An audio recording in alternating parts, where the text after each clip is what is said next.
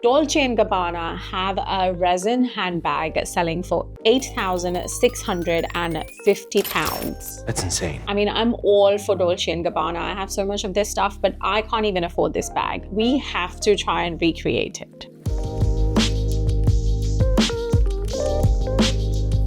Before I move on to attempting this, I have to clarify, I am not trying to replicate this to sell it by any means. This is just something that I'm inspired by, and I want to try and see how close we come to it because I am beyond fascinated with this. So Dolce & Gabbana, please don't demonetize this video. I'm just trying to have fun with this one. So let's get to it. I have purchased this bag making a mold from Amazon. It's just like a round one. It comes with this thing and it came with this, and I actually got 2 kits of these just so that I can pour them at one time because you basically need both casts. So it's just easier to have 2, so then you can just pour it at the same time. So we can essentially get the bag, but now how are we going to make this a rose bag like it is in the picture?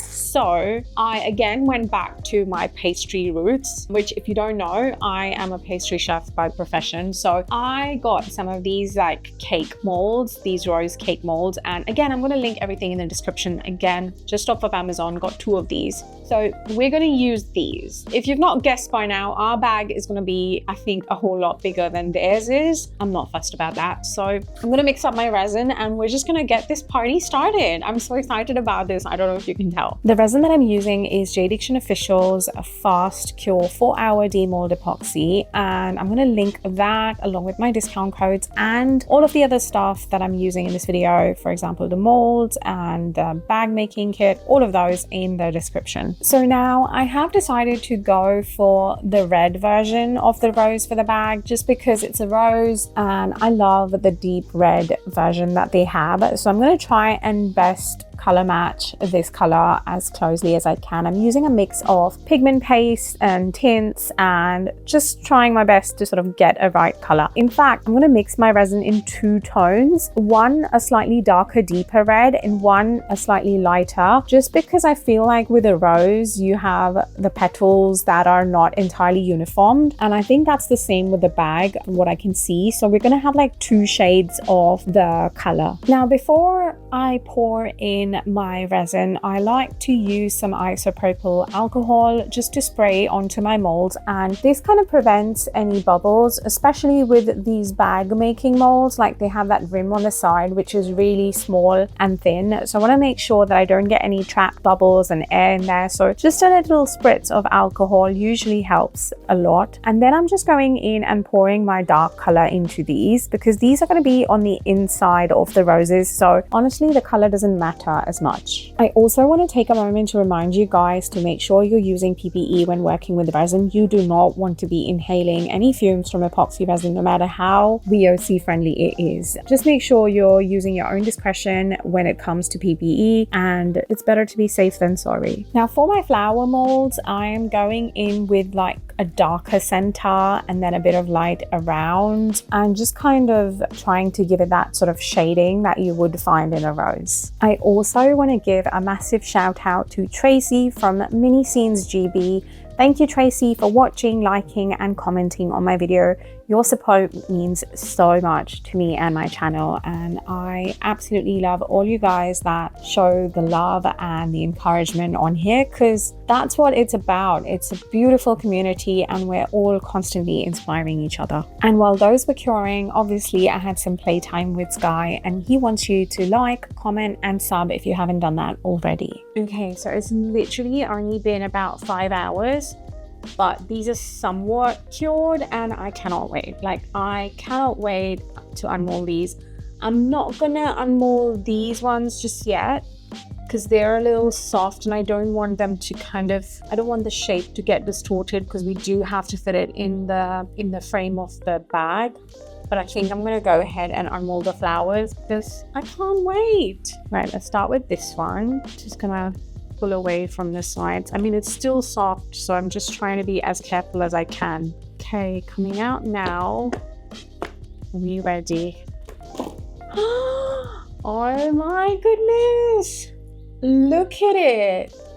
Oh my God. I could have not asked for it to be any better. I am obsessed. I mean, the colors that, you can really see some of the dark and the light and just, oh my goodness. This is going to be so great if I don't mess it up further down the line. But for now, this is great. Okay, next one. Okay, again, careful. We're not going to let our excitement get the better of us. Easy does it. Here he goes.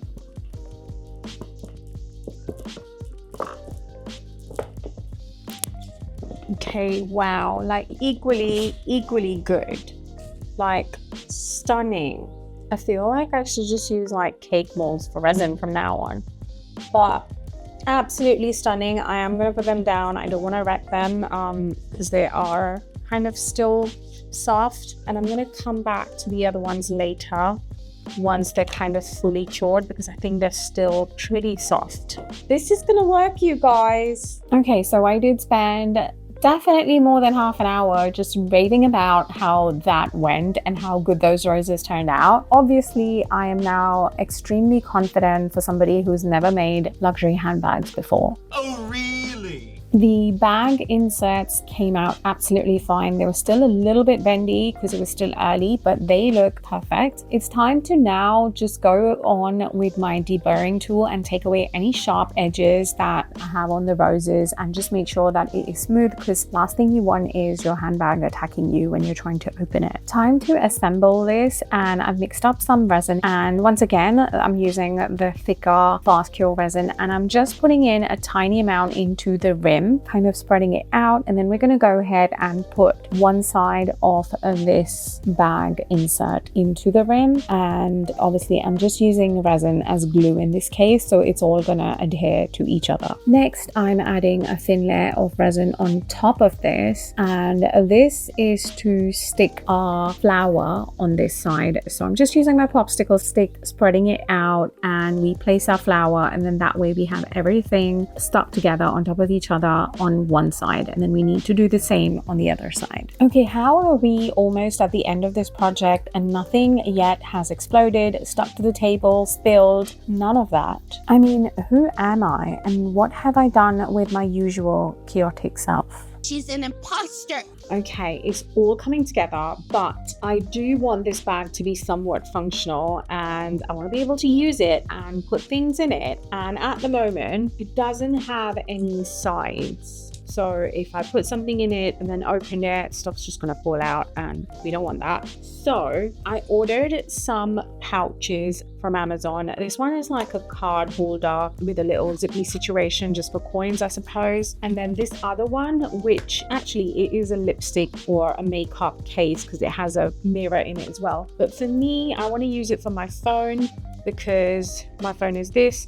So it fits perfectly in there. So I need to get these in here so I can actually put stuff like my phone and some essentials and use this bag. And I'm gonna again resort to some resin as glue, and I'm gonna put like a flood coat on both the sides and then put these in, like just drop them in, and they're gonna hold in there. Once all of this was cured, it was time to attach the handles, and I kind of best matched a handle that I found on Amazon, a little one that I'm attaching now. You can also use a longer chain, but for me, I wanted like a short handle on this, so that's what I'm attaching. Quick inspection by my supervisor, and I think he approves. Time to put some of my essentials in this bag, and now that I've spent days making this fake designer bag, you know I'm going to dress up and strut like it's fashion week. So I had to go with these Dolce Gabbana heels. It might be an overkill with the flowers, but can there be too many flowers? I don't think so. And I obviously went with this flowery jumpsuit. It's not Dolce Gabbana, but I definitely feel like it has that vibe. And